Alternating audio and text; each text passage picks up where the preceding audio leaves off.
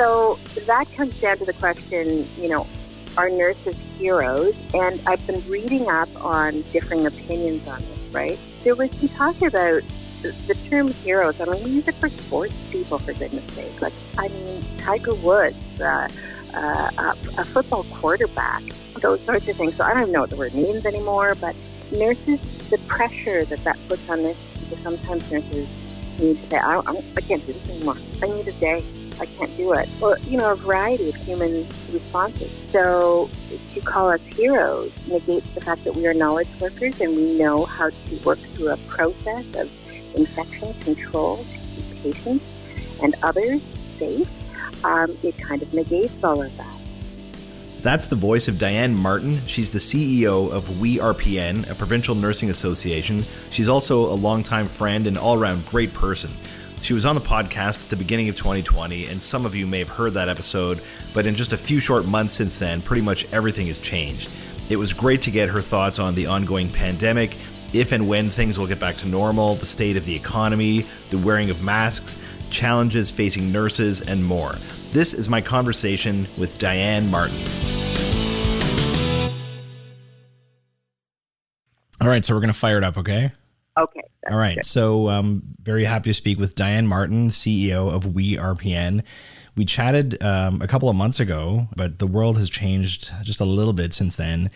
And you, as a leader in healthcare, are right at the kind of epicenter of this. So I wanted to have a quick chat and find out what's going on in your world, in the world of nursing. So thanks for being with us.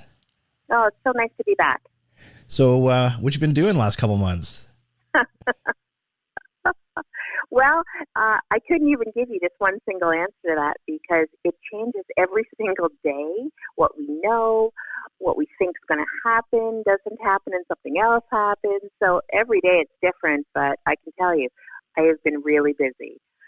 And what's going on with the nurses in the province? I think a lot of people are getting COVID fatigue. We've been seeing the news stories, and the weather's getting nicer, and people have been antsy and stressed, and some people have been in their home for like 10, 11 weeks now. We're hearing less as a layperson, as a civilian, about what's happening on the kind of front lines of healthcare, about like what's the status right now? What are nurses going through? Yeah, that also is changing day to day. In the beginning, there was a situation where, and I've talked about this a lot. People might have heard me talk about this through some forum or other, but there was sort of a inequality in the workplaces, from care providers in terms of who could access the very basics of protection. Protection for themselves, which is also how we protect our residents and our patients. And certainly hospitals got immediate access to what I hope is really good protection. I mean, I care deeply about those nurses in hospitals, not just because I represent many of them, but also because I have a daughter who works in a critical care unit that from time to time has COVID patients in it. So, I mean, I care deeply about their protection. But the nurses who found themselves in long-term care or retirement homes are working with other incredibly vulnerable populations really had a struggle on their hands accessing the protection equipment and gear that they needed. And that broke my heart because it was so predictable what the outcome of that was going to be. And now we're seeing it play out. Isn't one of the legacies of this going to be that just everyone and every level of government and organizationally has kind of bungled this situation? And, not to play Monday morning quarterback, especially since we're still in the middle of this, but who's done it right? Who's done it right? Well, Jacinda Ardern from New Zealand did it right, but then she has the luxury of having an island nation. But she immediately, I immediately started following her on all social media because she was being brilliant. But certainly I have ideas of what should have happened that didn't happen right away, but I don't have responsibility for economy on my hands. I don't even have to think about it. I only have to think about how are we going to keep nurses, healthcare providers, and all of the people they care for safe. So it's easy for me to say, here's all the things that should happen, but trying to strike all the balances was difficult. I think now, though, looking back, we're starting to be able to make the connections between acting quickly and very thoroughly and the economy, a positive impact on the economy. We're seeing that now in hindsight. Certainly, very quick action would have been very good for the economy. I think, though, that in my world, what I think we're going to acknowledge even further is we're starting to see what a vulnerable a vulnerable population looks like, and we're going to start to see in new ways how those populations are impacted, right down to care providers. The more vulnerable care providers who get the least attention and, dare I say, respect in the workplace were the most vulnerable. And I hope that that's the lesson that we can really nail down. We may be seeing people of color who are more effective. We certainly have seen our elderly be more effective in ways that I believe could have been prevented. So I'm going to be very interested in what we learned from those lessons. There were some calls from the healthcare community, from the nursing community, pretty early on that were and I'm making a lot of generalizations here, but to a high degree were ignored. Somehow it seems that people thought, well, that's a China problem, or it's not going to come here, or it's not going to be as bad here. And then a couple weeks later, you have the entire country locked down, the entire world, basically. Why do you think that those voices were ignored in the beginning?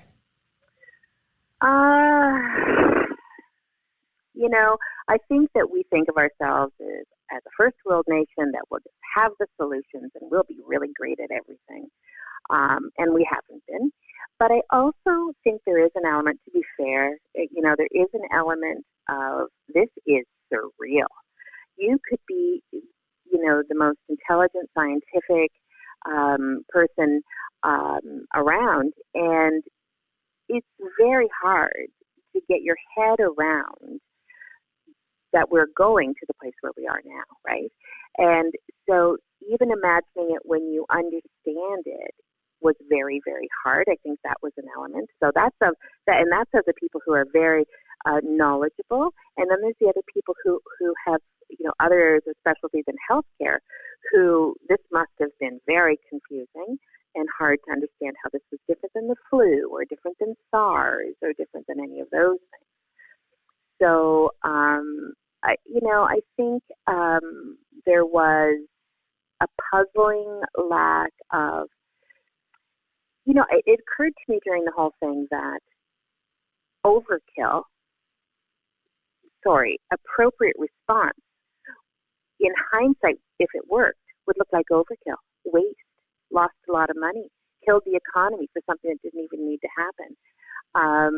So what if we had done all the right actions and the disease had been minor? Would everybody look back and say, we were idiots, we didn't have to do all that? I don't know if we would have, as a society, put two and two together and figure out that it was actually the right action. It's all very difficult. Why is it not possible for us to go down to Shoppers Drug Mart or the corner drugstore and get a test right now? I know you're not responsible for this, but why? It's we're talking in almost late May. Why is this not, to me, that seemed like, I'm not a doctor obviously, but that seems to be one of the key things for us to move forward is who has it? Do you have it? Do you not have it? And have you, do you have the antibodies? And maybe you were asymptomatic. What's going on with testing? Well, I'm as confused as you are. I see the government saying, I want more testing. I see the scientists saying that testing large swaths of communities will help us move back from this virus very quickly. I will say that earlier this week I was feeling incredibly unwell. I had a fever. I had pain when I was breathing in. It was, I thought, some key signs. And I went and I called them, and I went and had a test. And the next day woke up and felt fine. I don't know what kind of virus that was, but it was very fast, but who knows, right? And anyway, I got a call today that my test was negative. So I already suspected it was negative, but I did get a call today. I didn't have any trouble getting tested as someone who had, just that day, some symptoms. But I think we need to make some changes there, because if you look at how disease progresses through a community, it seems to be common sense that you start just really nailing down people needing very few symptoms to be tested, and then after that move on to the asymptomatic people and people who have to, through the nature of their business, necessary business, encounter people every day, whether they are construction workers that have to encounter each other, whether they're taxi drivers, whether they're public transit people. All of those people have to be tested asymptomatically. So, and of course, we have to maintain the public health initiatives that are underway, and it's very tempting not to. I think there's nobody in the world that I haven't told that I have a grandchild who's now 2.5 months old that I have not met. So, it's very tempting to say, well, I just had a negative test a couple of days ago, and you guys all look good. Why don't we just, get together? But I think that impulse is why the last number of days in Ontario, we have not seen the numbers going down like we had hoped they would. How unpleasant was that test? Is that the one where they shove that thing up into your brain cavity? Yeah, and not only do they put it up where it that you didn't realize you had a sensitive spot up there, but they also count back from 10 and leave it up there. Yep, they poke it right in there and they say 10, 9. I'm not kidding. That's how long. That's comforting, because you do know when you're getting to the end. It would be worse if they didn't count, because you'd wonder how long is this going on. But it's pretty uncomfortable. And there are other tests as well. But that's the one that we're doing. I think it's the most accurate one right now. You know what? I'm not an epidemiologist. I don't know that. But, pretty uncomfortable. The other thing that would be interesting is very early in the pandemic, I had a daughter who was quite sick, and she called public health, and she had all the symptoms and recovered. They told her she was a probable, but the testing wouldn't be extending to probables. The testing at that time, very early, was only for the very sick people, say, in hospital or whatever. And it'd be nice for that girl to get an antibody test to see if she actually had it, especially once we know if the antibodies protect you into the future. That would be nice for her. But for now, she just has to be like the rest of us and assume that she hasn't had it. Wow. So how unpleasant is the test on a scale from 1 to 10? Well, I mean, it's very short. It's 10 seconds. And you're talking to someone who had 3 babies, so I'm thinking, suck it up and get the test done. Like, how is this a big deal? Right. But it's not that bad. It's unpleasant because it's very sensitive where they go. Oh, it's your brain. They they don't put it in your brain. It's pretty close. It's kind of the roof of there's a lot of protection between your brain and this. It is close, but there's not. And they put your head against the wall, so you can't back it up. Yeah. No. And you know what? I've had it done before for other in hospital, not as a patient but as a nurse, when there were other outbreaks of various things. So I knew what was coming, but no, it's not. It would never. That amount of discomfort would never deter me from going for a test. It's not that bad. So it seems to me that the test is overkill. Like if this virus is as contagious as everyone says it is, why do they need to go up into your 9th sinus cavity to you shouldn't be able to sneeze on a piece of paper? They test that.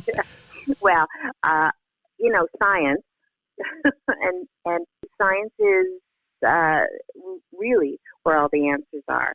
And there are false positives and there are false negatives. There's not as many false positives, I don't think, but there's lots of false negatives.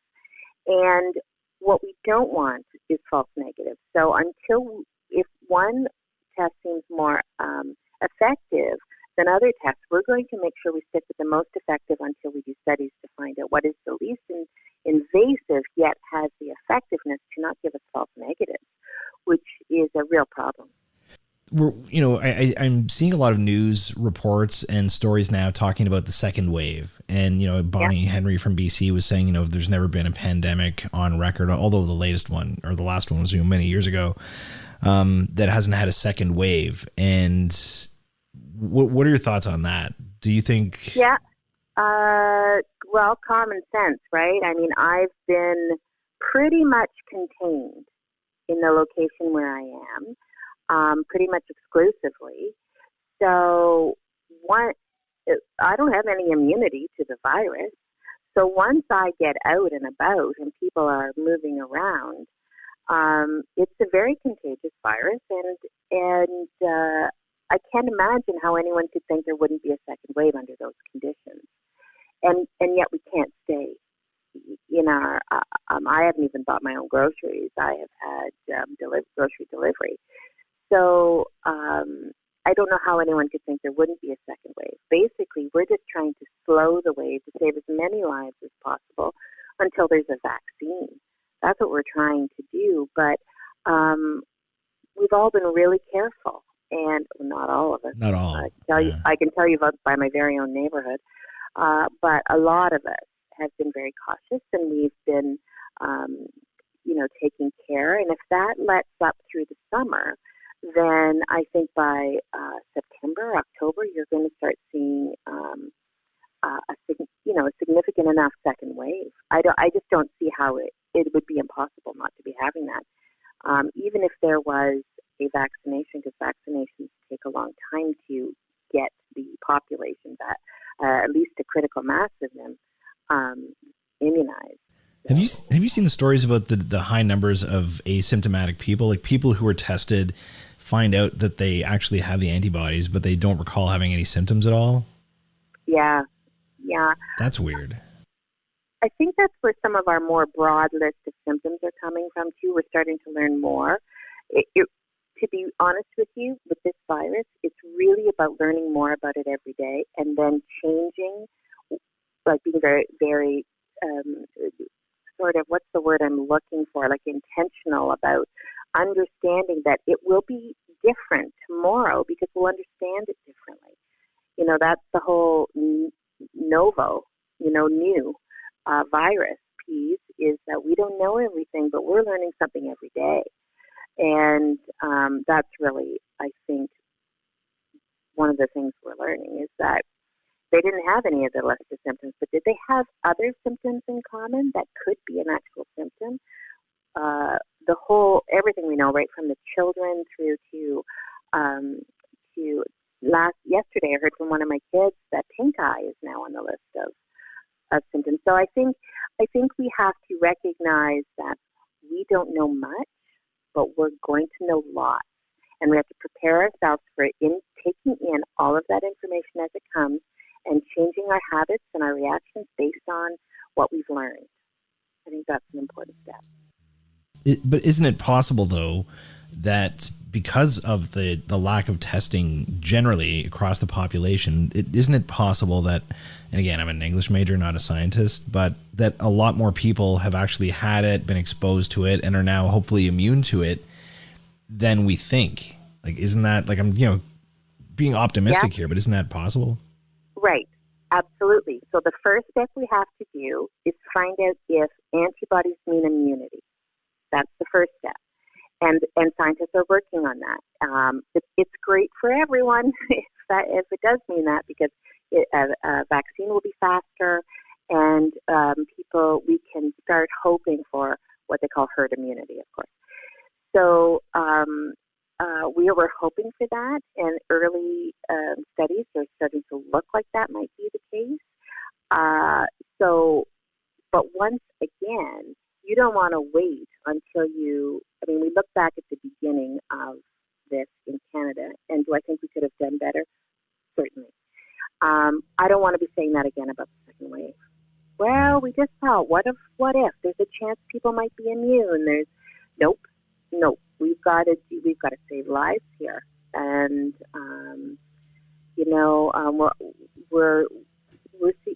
we've lost. I haven't been on the government call today, but we've lost at least 10 care providers in this province. We're not losing all one sort of people. There's areas where children have died, teenagers have died. We've got to save these lives. So we can't say, well, early things look like, what if there's immunity? Nope. We've got to be really very thorough about what we do until we have answers. So that, as a business owner who has been, primarily just sitting at home, figuring out how to market webinars instead of in-person training sessions, one of the things that's been driving me a little batty is watching politicians and bureaucrats who are pulling in 100% of their salary, sitting there on TV and telling everybody who owns a business, be patient, be patient, stay home, flatten the curve. And meanwhile, you're seeing all of the peripheral and unintended consequences of this, of restaurants going under and suicides and increases in addiction and opioids and domestic abuse and just the trillions of dollars of economic impact. And it's not to say one, you either choose health or you choose the economy, but isn't it possible that there will be a lot more people lost because of this extended lockdown? This is unnatural for people to go through. And it's not like we're flattening the curve to cure it. We're flattening the curve so that you get it in October as opposed to May, right? Isn't that basically what this is about? So, I kind of do want to put you on the spot, but what are your thoughts about the economic impact and then the ripples that come out from that? Yeah. So, the economic impact, first of all, let me tell you, I'm someone who's sitting home getting my full salary because that's the best thing for me to do is to be in this building, not in other buildings, making nurses sicker than they already are. But and the guilt that I feel, because I was a patient care nurse during SARS, and now all of my colleagues are out there working, and I'm, working from a desk in the safety of my own house with no mask on, I can go outside if I want. It's all very safe. So that's incredibly difficult, first of all. But as far as the mental health issues, there are so many mental health issues. I wrote an article about mental health in nurses, and it was published in a health newsletter, and it was about when this settles down, there will be, in the quiet time, when we reflect back, there is going to be a lot of mental health issues among nurses. I'm talking about nurses first before I talk about the general public. But also in areas like New York and Italy and Spain, where we didn't flatten the curve, the trauma among healthcare providers was profound. And I think that we have to recognize that right away. I think we have to recognize that people died that didn't need to die, but also the mental health of healthcare providers was horrifically impacted. So we flatten the curve, which leaves us with mental health issues among people who don't have the luxury that I have, that have to worry about how am I even feeding my kids, all of those things. And so I think what we have to do is find a balance in there somewhere. And that's what I was talking about earlier, when sure, it's easy for me to say, here's all the things we should have done, but I don't have to worry about the economy. So this is the balancing that we have to consider. How do we do the very best we can to keep ourselves safe and yet get people back to work as soon as possible for their own well-being? It's a balancing act. And also, we need to start realizing that we're going to spend a pile of money on things when everything is is done. First of all, mental health issues among people for a variety of reasons, including healthcare providers, but all people. But we're also going to have, who's having all of their cancer screening done right now? And who's having, how many people have greater cardiac consequences because they didn't call to go into the hospital as soon as they should have? All of those things that we find out are happening. What are all the physical and mental impacts that those are going to have because of our fear of the virus? We have to come up with public health solutions to get people back to work as quickly as possible, but also keep people as healthy as possible. I went to a garden center today. It's one of my first times out of the house. I went to pick up a plant. And rhubarb, if you need to know. I'm a bit of an addict. And everyone there was a great big long line up 6 feet apart, and everyone there had a mask on. Now, I don't know if they knew why they were wearing a mask, because the masks don't work in the same manner people think they do, but I didn't care, as long as they had a mask on. So, sure, open the garden center, but society needs to say, I'm going to wear a mask there. How long do you think that's going to go on for? Well, it depends on where you live. Obviously, in the United States, we've all seen the people who live in a, quote, a free country and feel they don't have to wear a mask anywhere. And I'm thinking, this isn't about your freedoms. This is about getting our economy rolling again. Engaging in the public health measures allow us to get the economy going again. You know, at the nursery today, I didn't go within 6 feet of anyone, and I was wearing a mask. But why would I go anywhere near anyone? I want to get the economy going as well. That's misunderstood by a lot of people. The whole mask issue seems to be one that is, you mentioned earlier about, the folks in the United States, and I've seen a lot of videos of these, quote unquote Karens coughing on people and refusing to wear their masks. I don't know if you've seen those, but they're crazy. Where'd you get your mask? Do you have one of those like medical ones, or did you have like a cloth one, or what are you doing? I have one medical one, and I have one sewn by my daughter that's quite pretty and quite lovely. So I can alternate, depending on where I'm going. But the homemade ones are fine. Most people, I looked at the people in the nursery and I thought, why are you wearing masks? Do you think they're protecting you? Because they're protecting you because the person beside you is wearing it. It's a complex thing, but wearing the mask on your face will protect you from some of the virus, not all. But wearing one on your face if you've got the virus will do a huge amount to stop you spreading the virus to others. So if I went somewhere and nobody was wearing a mask, I'd say, you know what, I got better things to do than be here today. That's just how I would manage myself. Right. So Bonnie Henry out in BC has been one of the more clear and effective voices from a communication standpoint since this whole thing began, and pretty steady. Here's a quote from her talking about masks just in the last couple days. But I will also say that, there are many other situations like getting our hair cut, as I mentioned, massage therapy, other places where we, by the nature of the business, we need to be in close contact with someone. And that's where both of us wearing masks is important. And what we're talking about is non-medical masks in most of these situations. So yes, it is something that we should get used to. Where I don't think we need to think about it is if we're out by ourselves outside, unless you're unless you're going to a place where you might be in close contact with somebody. But if we're able to maintain our physical distancing, that is an important way as well. Thoughts? Brilliant.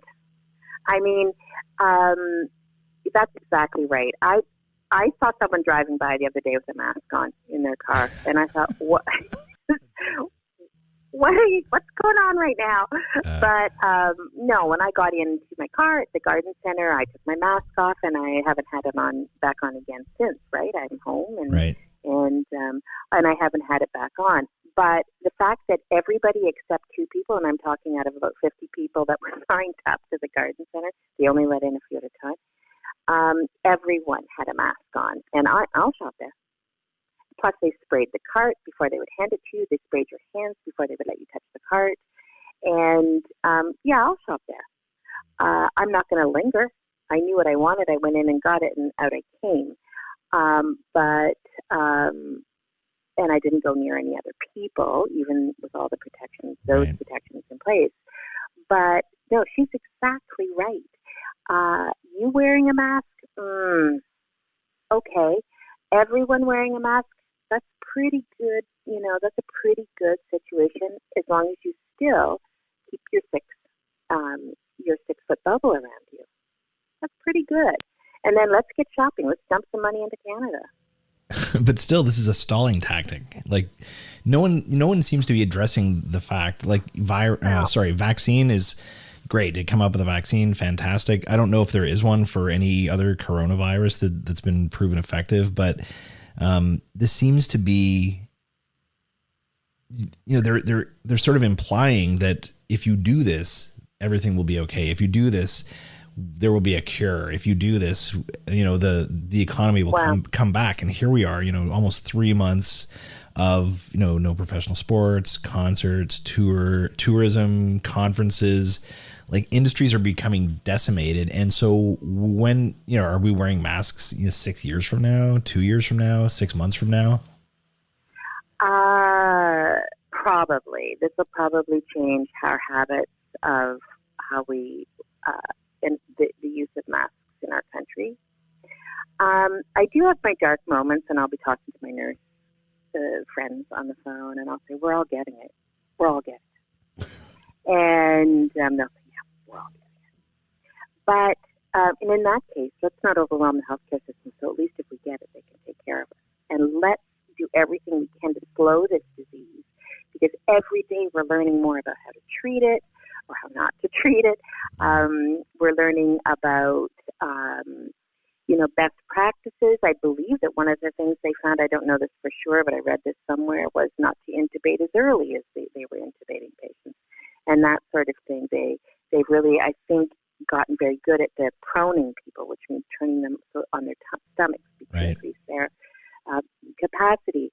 So it is such a balancing act between slowing the disease until all of these things evolve better and getting our economy back going as good as possible. John here, who I live with, that's another story, Warren. I'll tell you about that.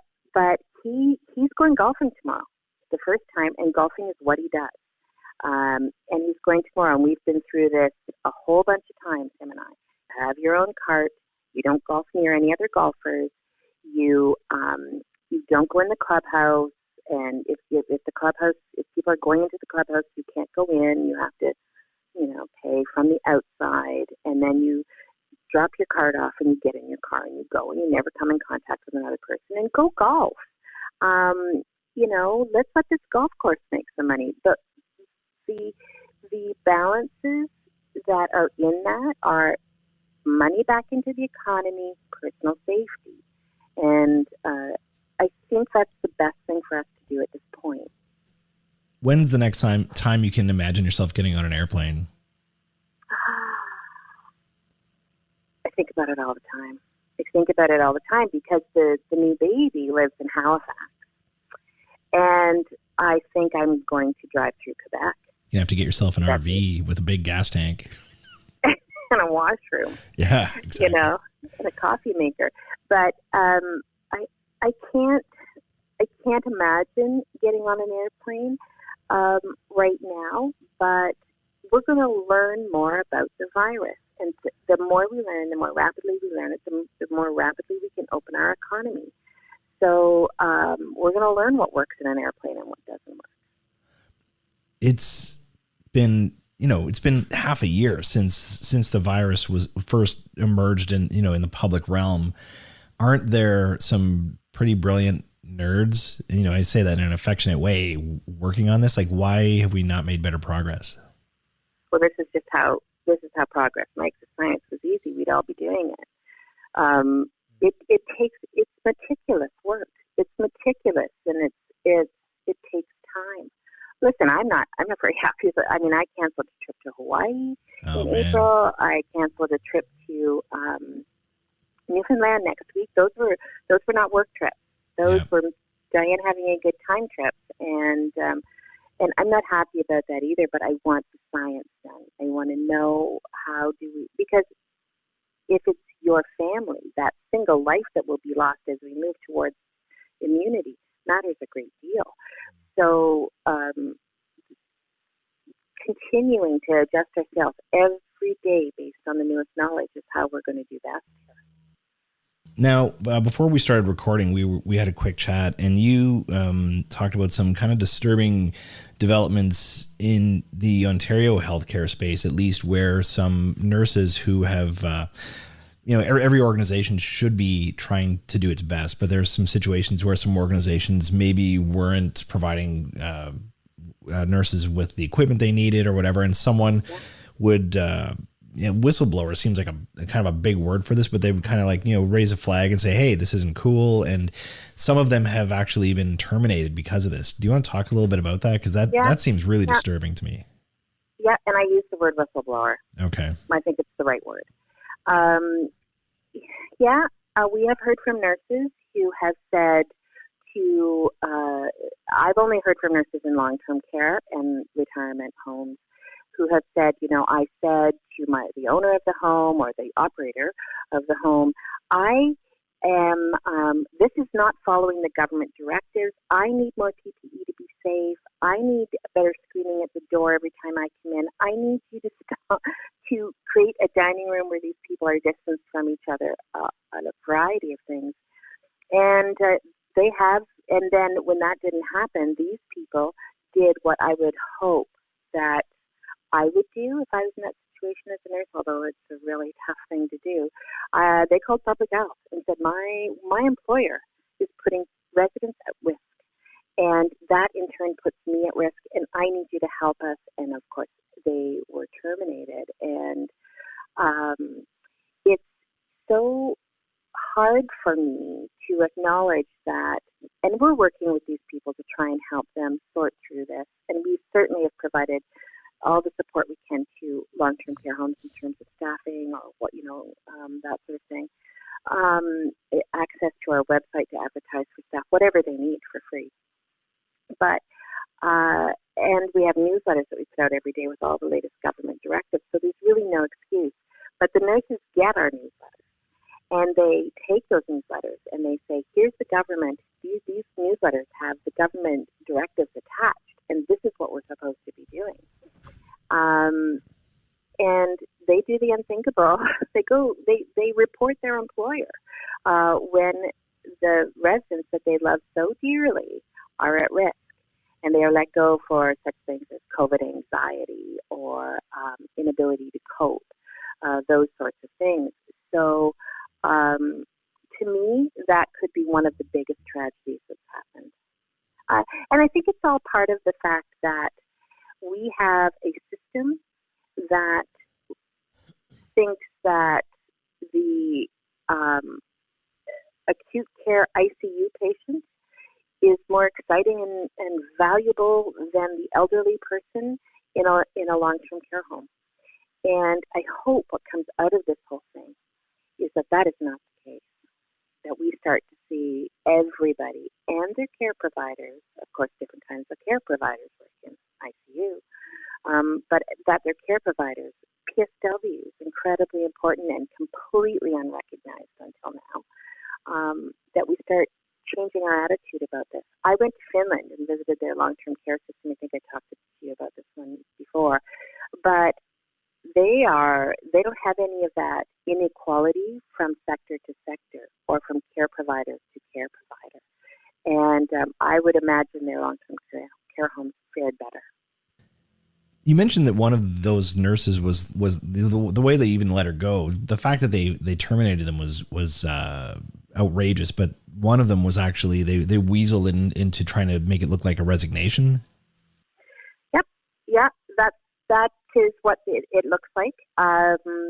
So, and I don't know how that case is going to end, but that has real implications for someone. Now, some people would rather resign than be let go, but when you are let go without cause, or you can collect unemployment insurance benefits, or even with cause, you can fight that there was no cause.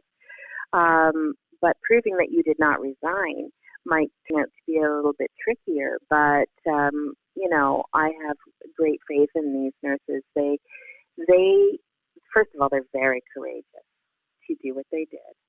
And they also are very, very intelligent. They looked at what the government said should be happening, and they worked so hard to make that happen for their residents that these nurses, they're courageous, they're smart, they're, authentic and truthful, and, they'll prevail.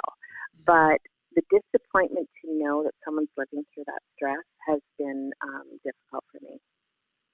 When I do crisis training, I have this topic that I bring up, and I explain the fact that a lot of really smart, seasoned, intelligent, and normally empathetic executives make terrible decisions in a crisis. And, you've seen many of these in the news, and we've showed videos of these folks, because if you would sit them in a boardroom and give them a list of crisis scenarios and say, how would you respond to that? I think most executives would be able to come up with a pretty decent list. Oh, we would do this and that, right, and here's our strategy, and here's our messages, and blah, blah, blah.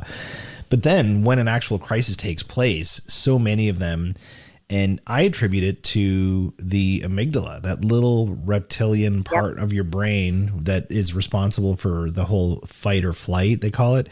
And I've been doing a ton of reading on this because I've had some spare time on my hands the last couple of weeks.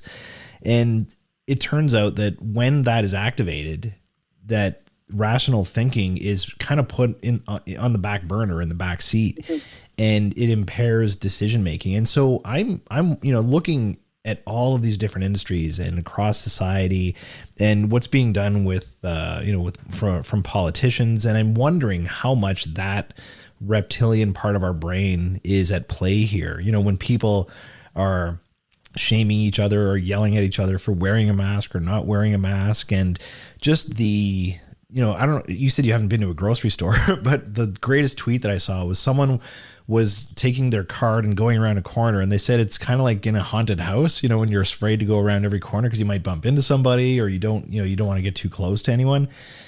To me, it's the worse than the virus is the fear. Like, that to me is going to be one of the huge legacies of this. And that's why we're not going to want to get on a plane. And because we don't have proper testing, that fear is just stoked. Like, what are your thoughts on that?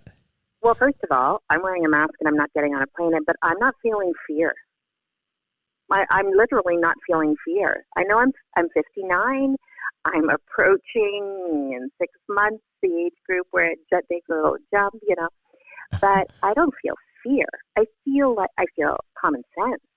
Well, I don't want to get this disease, not right now. And I want them to know a lot more about it when I get it. And so I'm not going to get on a plane because I know how the air circuits work on a plane. And I don't want to go out without a mask because I know the science behind mask wearing. But I don't feel fear. I literally don't. I'm pretty sure if I got the disease, I'd come through it fine. I don't want to feel that sick. I've heard from people how incredibly terrible it is if you are one of the people that gets quite sick. But I don't think I'm going to die, although I did call my lawyer and polish up the will a little bit because it had to be done anyway. And I thought, well, that she's got to make a living too through all of this. Yeah, the helpful lawyers, please. So I got that all done, but I don't sense fear in a lot of my family or friends. I'm not feeling it. I think you're an outlier in that respect, though. Like you're an executive. You've been in healthcare. You've seen some shit over your career. You know what I mean? But like I just mean across society, like someone who is a school teacher, or someone who, drives a bus, or just like the people that we see out in the street. And you have these converging factors. First of all, the media, I think, is in love with this story because of the clicks and the eyeballs and they're relevant again. Everyone loves, well, that doesn't love, but you're addicted to this feedback loop of bad news. And that combined with, what's going on from a political standpoint, and the government, they love to control what you do. Like, they love to tell you that you can't open your business and you can't go to that park, and they want to close things down. And I understand the reasons for this, but when government takes control of something, they're very reluctant to give it up. And so, like, I'm wondering, just from a society level, how big of a factor do you think that fear is in this whole reaction to this? Are you afraid? Not personally, no. Like, I've been. Well, This what are you hasn't. talking about that? Like, I can't. I'm going to, now that you've said that, I'm going to go out and start talking to people who are not. I guarantee you, there's a lot of fear out there. Like, it's just, look at the headlines. And if my life hasn't changed that much. I've been working from home for 17 years. And, the only difference is that I'm doing training sessions here instead of client offices, and I'm not traveling in an airplane. So I actually feel a lot better.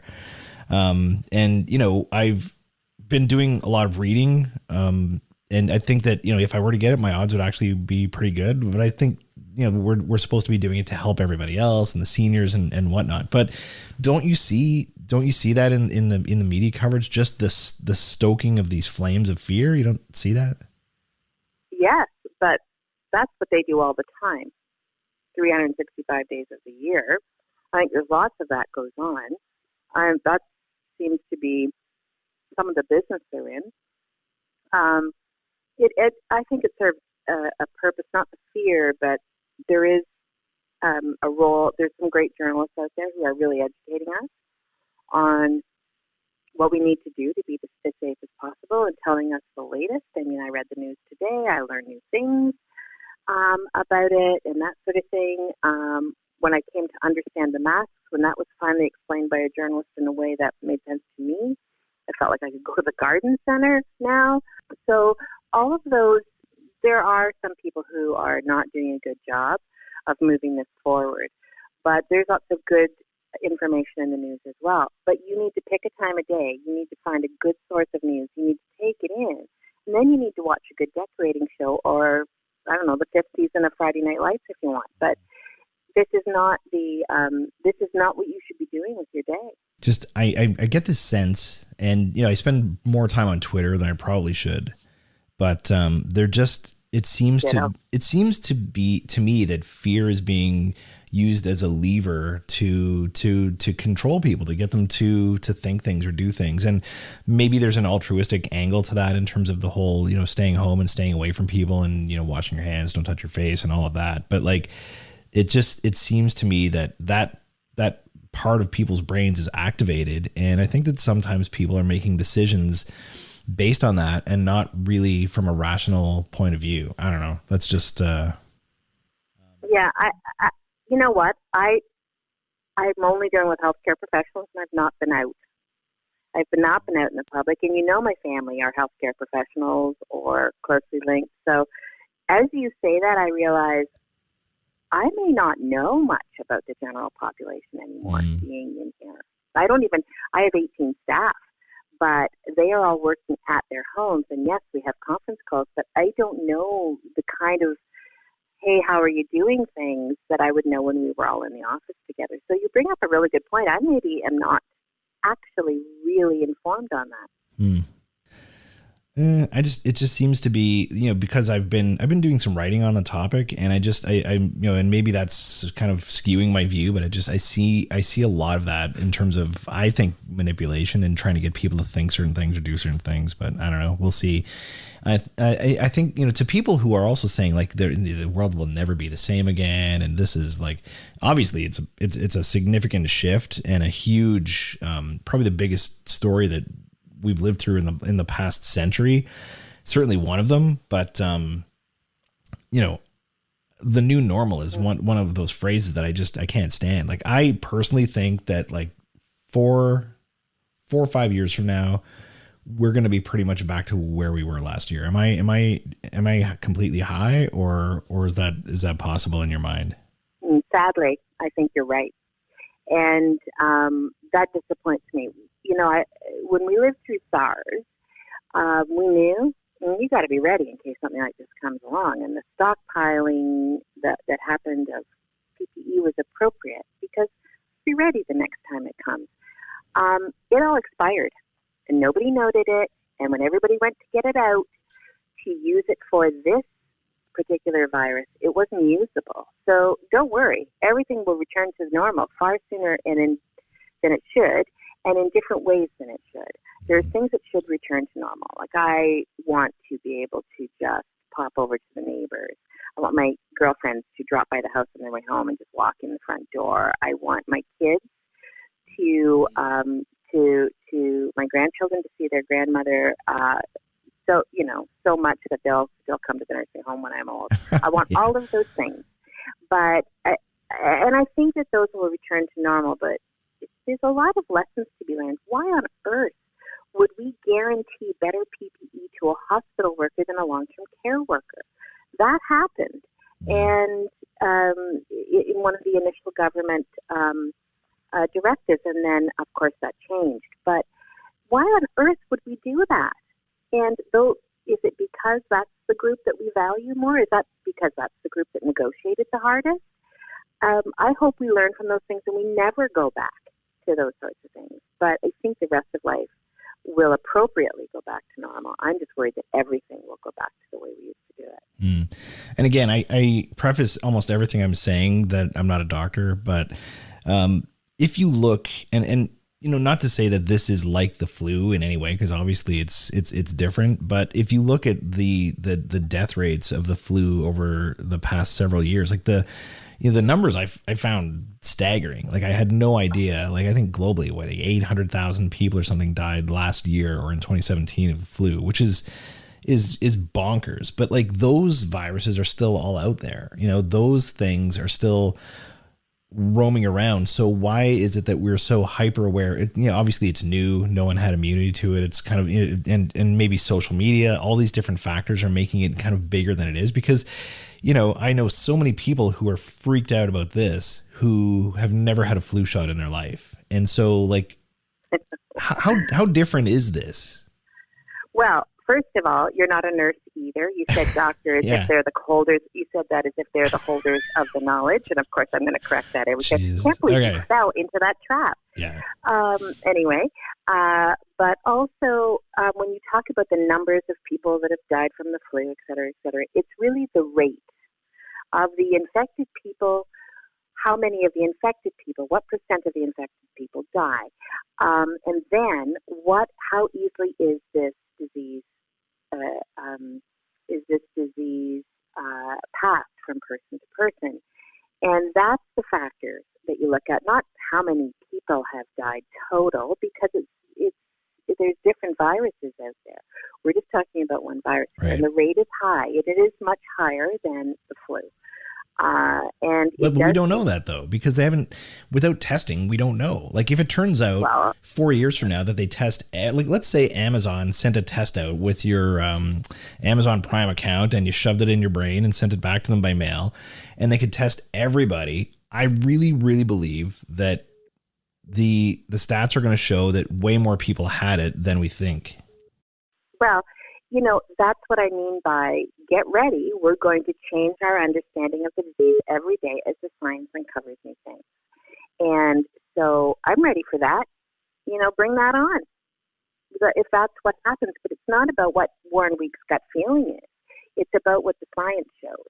And that's what we need. That's what we need to be really encouraging that to move along as quickly as possible, so that we can continue to making the right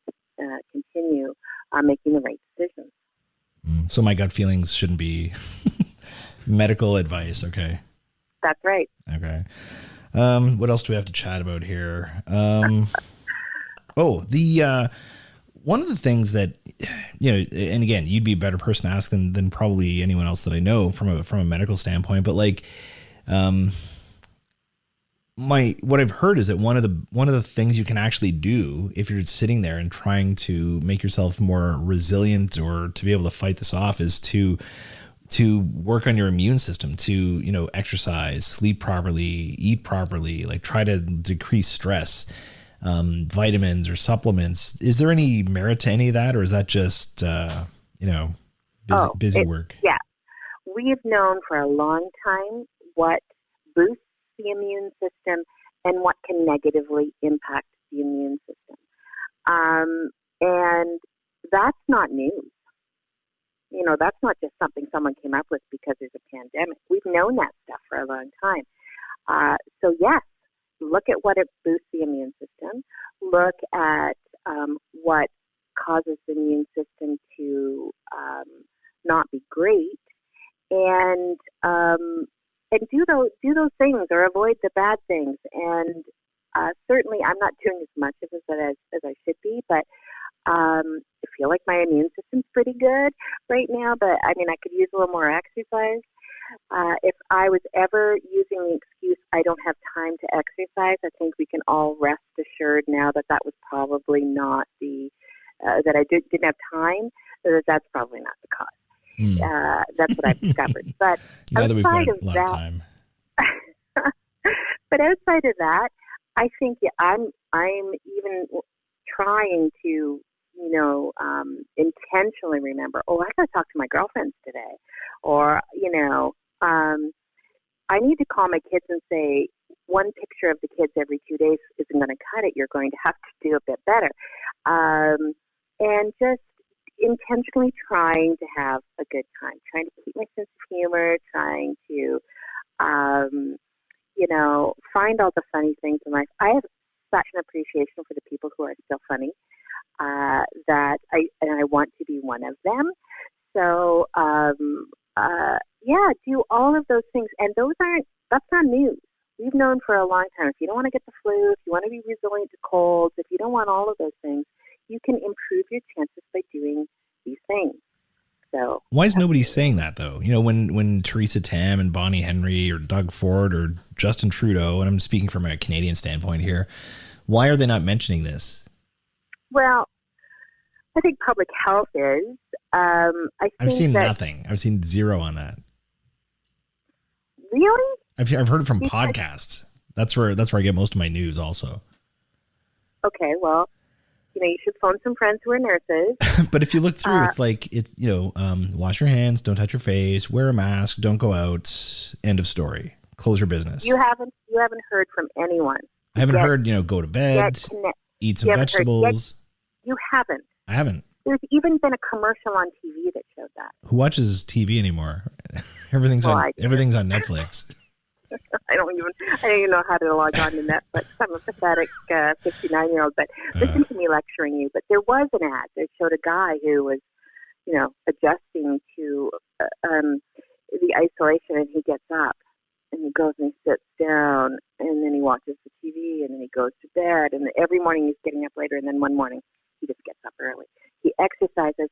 He starts reading books. It shows the books piling up that he's read. What the hell is that an ad for? I think, it was during the beginning, like, in other words, saying, Oh, it's like a public and I don't service remember, but I think it was probably a government ad. I don't know whether it was a public health ad. No idea. But that ad to me, and I get that people don't watch TV, but it was highly effective. It said to me, every time I get up in the morning and say, I'm just going to sit here for a few minutes and maybe the coffee will come to the room, and then those sorts of things. I think about that ad and I think, you got an opportunity here that you are never going to have again. You better get out there. You better get doing things. You better get reading stuff that isn't, constant documents for work. Although, trust me, there's more of those than ever. But just the whole sort of, when was the last time I planted a vegetable garden? But I'm going to do it because I'm here. So I don't know. I often take things for granted, that I know things because, that I know that everyone knows things that I know that I probably know because I'm a healthcare provider. But that was an ad on TV, and it was really effective. What do you think about those ads also that, like, I started getting sick of these about 2 months ago, where, it's the sad music and the healthcare worker with the lines on their face from the mask, and they're looking sad, and just like, Toyota, and I just, to pick a name out of the sky, wants to thank all the healthcare heroes out there. Like, there's something a little disingenuous about that to me. Like, what do you think about that? Well, first of all, did you see our video? I did, yes. Sam Roberts' band gave us their song to use in this together. So, thanks, Sam Roberts, for that. We asked RPNs to send us in pictures of themselves in their PPE, and there's not a sad face out there, really. All of them just, there was joy in some faces. Sure, they're in PPE and it's uncomfortable and that sort of thing, but they were basically in the ad, they were saying, yep, we're doing this for you, and let us, and they were totally themselves in the pictures, totally like every picture I've ever seen of nurses having a good time. I'm not saying they're having a good time through this, but, Right. But you're celebrating the profession, though. You're not trying to sell widgets. Right, exactly. So that comes down to the question, are nurses heroes? And I've been reading up on differing opinions on this, right? And I think to myself, I have a daughter that gets up and goes to work and works in an ICU and gets fed up with me because she says, Mom, I know what I'm doing and I'm safe, so just let it go. And, and I worry about her, but I look at her just get up and go, and I think, wow. But there was some talk about the term heroes. I mean, we use it for sports people, for goodness sake. Like, Tiger Woods, a football quarterback, those sorts of things. So I don't even know what the word means anymore, but nurses, the pressure that puts on nurses, because sometimes nurses need to say, I can't do this anymore. I need a day. I can't do it. Or a variety of human responses. Also, this is what nurses do. This is literally what we do for a living. So to call us heroes negates the fact that we are knowledge workers and we know how to work through a process of infection control to keep patients and others safe. It kind of negates all of that. So I was glad that our video showed nurses who were saying, "Oh yeah, we'll take a picture," and there was joy in the act of doing so, and that I've kind of had a bit of an epiphany reading all of these things about heroes. That we're not heroes. We're human beings doing the very best we can with a huge amount of knowledge, and sometimes we're not as good as others, and we fail or we can't keep up the pace or whatever. But this is literally what we do. Doesn't change the fact that I'm just not so proud of them every day. Really very proud of them. I feel like we're going to be seeing commercials like this for a couple of years now, though. You know what? Someone sent me something today, and there was a home that had a lot of infection in it. Retirement home, long-term care home. I haven't had a chance today to read it in detail. But on social media, the community, probably a small community somewhere, is starting to attack the care providers. So I don't know that we'll be seeing it forever. SARS came and went. It seemed like a long time when we were in it, but it came and went. But if this lingers on, how long will it be until people get emotionally exhausted by all of the deep appreciation and the feeling the emotions of it all, and just the anger comes out in ways that are unfair, particularly to patients and care providers and people who are, that this is a true struggle for. I think a lot of people are there already when you talk about just being sick of it and overwhelmed. I think from a marketer standpoint, I see the dilemma, right? It's very difficult to just come out and sell boats or cars or bicycles or whatever your product is right now without saying something about what's happening. But everybody's saying it kind of the same way. I had the radio on. I was doing some work and I was listening to the radio. And when they would stop for like the 5 or 6 commercials they had, they all sounded the same. In these unprecedented times, in these difficult times, in these challenging times. And by the 4th commercial, you just want to throw the thing out the window.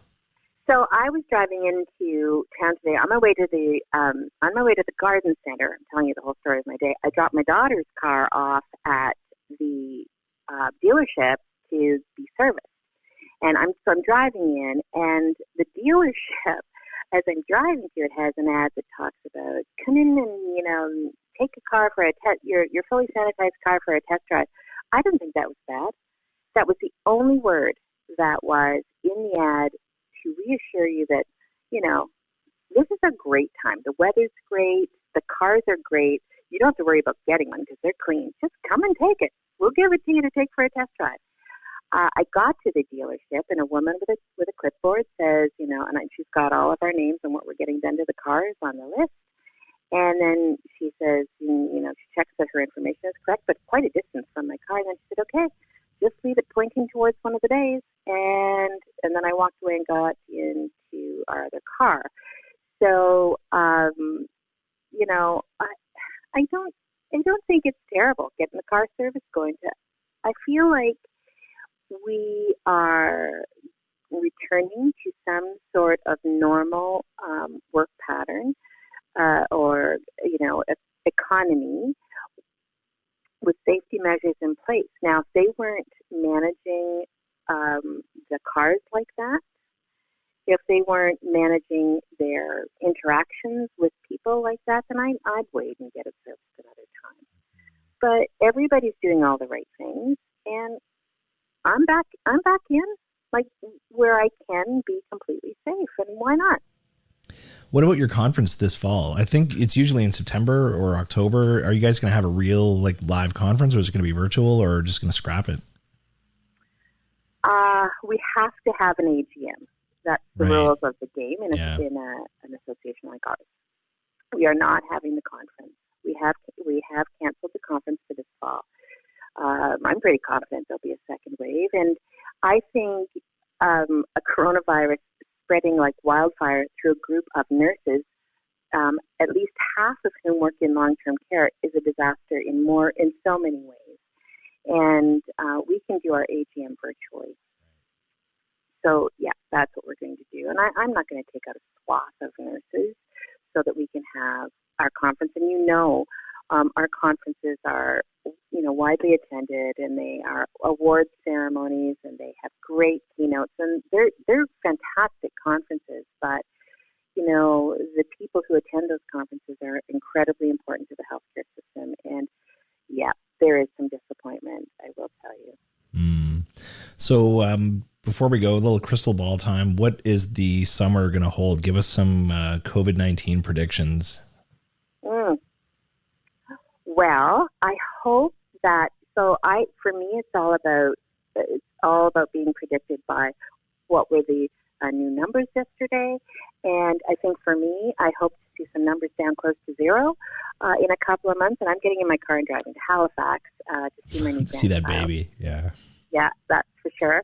He's already very big and very fat, and I think she's feeding him straight butter. I have no idea. Oh, man. But, I think that one of two things is going to happen. We're going to reopen this economy very sensibly, where we start to really, people are returning to work, but we manage with small changes within our businesses that work. Once the numbers are low enough, we can eat on a patio this summer. In a restaurant, I don't know why we couldn't. Or it could go terribly wrong, and the second wave could be here before we know it, or it could just completely ramp back up. I don't even know if you would call that a second wave. But from what I'm seeing when I'm out and about, people are doing great business. And, I said to you, it's my daughter's birthday coming up, and I said to the lady at the car dealership, can you guys detail this car as well? She said, no, we're way too busy. But if you bring it back in a few months, maybe, but right now we are so busy we can't possibly. So, and yet I never was introduced to any risk for disease while I was there. So I think from what I've seen in Ontario, we're going to do a good job of this. We're going to ramp things up. We're going to, start growing the economy again. And people are going to put rules and that sort of thing in place, that keep us safe as well. That's what I'm observing every time I'm out. You're a very glass half full person. We'll have to see how it shapes Listen, up. I'm going to tell you, I know we're on a podcast, but I'm going to tell you that I'm also one of those people. I don't even know if I've told you the story, but at the beginning of the pandemic, this is a personal story, but I hope you don't mind. Right. But at the beginning of the pandemic, single people all over, the world were just going about their business, hoping to someday meet someone. I'm one of these people. And if you met someone at the beginning of the pandemic, the two of you had to make a choice. Either you're all in or you're all out, because you don't get to choose both. And I was an all-in person. I met this really great person, and you know what? I've been single for a long time, as you know, and I don't know how this all transpired, but I really feel like this pandemic brought me this new part of my life as well. So that might be a reason for my cup half full. I had a daughter at home that was exposed to COVID inpatients on a regular basis, and so I moved in here, totally non-Dianne-like. This is not a move that Dianne would make, but here I am, and absolutely supposed to be. It's been 3 months now, and I can tell you that this pandemic for me happened for a reason, and the reason is that I was supposed to find someone, as ridiculous as that sounds. Wow. That might be why my cup is half full. It might be why I think, you know what, I'm going to take whatever comes here. It's kind of a give and take. And I think there's other people who this pandemic has allowed them to discover things that they didn't know before. And I don't think we can sort of discount all of that. Well, congratulations on your new relationship. When are the invitations going out? Well, I was going to say let's not get carried away, but he and I have this history now. That would talk about getting carried away. Sounds like a rom-com. I know. I read an article about people who were in the same situation and had to make those choices, and not everyone had it work out quite so well as I did. Start your screenplay. Get it busy. I know. It'd be a great thing. All right. Anything else you want to chat about before we wrap up? No, I just want to. I learn as much from you as you do from me. But thanks for letting me tell a bit of the story of the nurses and the pandemic, and thanks for getting to have a chat with you again. Thanks so much for chatting. All the best, and we will talk to you soon. Okay, thanks so much. Thank you very much to Dianne once again for taking the time to speak with me. And of course, as always, thanks to you for listening. If you haven't taken a chance to do so, please leave a comment on Apple Podcasts or a review. Helps other people to find the show. Thanks again for listening, and we'll see you next time.